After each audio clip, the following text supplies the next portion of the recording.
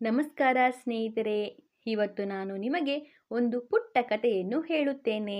ಕಥೆಯ ಹೆಸರು ಬುದ್ಧಿವಂತ ಕಾಗೆ ಮತ್ತು ಅಹಂಕಾರಿ ಹಂಸ. ಒಂದು ಸರೋವರದ ದಂಡೆಯ ಮೇಲೆ ಅಹಂಕಾರಿ ಹಂಸವೊಂದು ವಾಸಿಸುತ್ತಿತ್ತು. ಅದು ತನಗಿಂತ ವೇಗವಾಗಿ ಯಾರೂ ಹಾರಲಾರರು ಎಂದು ಬೀಗುತ್ತಿತ್ತು. ಒಂದು ದಿನ ಅಲ್ಲಿಗೆ ಬಂದ ಒಂದು ಸಾಮಾನ್ಯ ಕಾಗೆ ನೋಡಿ, ನೀನು ನನ್ನ ಜೊತೆ ಹಾರುವ ಸ್ಪರ್ಧೆಗೆ ಬರುತ್ತೀಯಾ ಎಂದು ಕೇಳಿತು. ಅದಕ್ಕೆ ಕಾಗೆಯು ಒಪ್ಪಿಕೊಂಡಿತು. ಸ್ಪರ್ಧೆ ಶುರುವಾಯಿತು. ಹಂಸವು ವೇಗವಾಗಿ ಹಾರಿ ಸಮುದ್ರದ ಮೇಲೆ ತುಂಬ ದೂರ ಹೋಯಿತು. ಕಾಗೆಯು ಹಂಸದ ಹಿಂದೆ ಹಾರುತ್ತಿತ್ತು.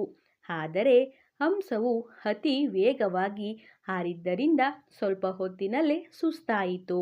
ಸಮುದ್ರದ ಮಧ್ಯದಲ್ಲಿ ಕುಳಿತುಕೊಳ್ಳಲು ಎಲ್ಲಿಯೂ ಜಾಗವಿರಲಿಲ್ಲ. ಹಂಸವು ಆಯಾಸಗೊಂಡು ಸಮುದ್ರದ ನೀರಿನಲ್ಲಿ ಮುಳುಗುವುದಕ್ಕೆ ಶುರುವಾಯಿತು. ತನ್ನ ಶಕ್ತಿಯ ಬಗ್ಗೆ ಹೆಮ್ಮೆ ಪಡುತ್ತಿದ್ದ ಹಂಸ ಈಗ ಜೀವ ಉಳಿಸಿಕೊಳ್ಳಲು ಒದ್ದಾಡುತ್ತಿತ್ತು. ಆಗ ಕಾಗೆ ಬಂದು, ಮಿತ್ರ, ಸುಸ್ತಾಯಿತೆ, ಭಯಪಡಬೇಡ, ನನ್ನ ಬೆನ್ನಿನ ಮೇಲೆ ಕುಳಿತುಕೋ ಎಂದಿತು. ಹಂಸವು ಕಾಗೆಯ ಬೆನ್ನಿನ ಮೇಲೆ ಕುಳಿತುಕೊಂಡಿತು.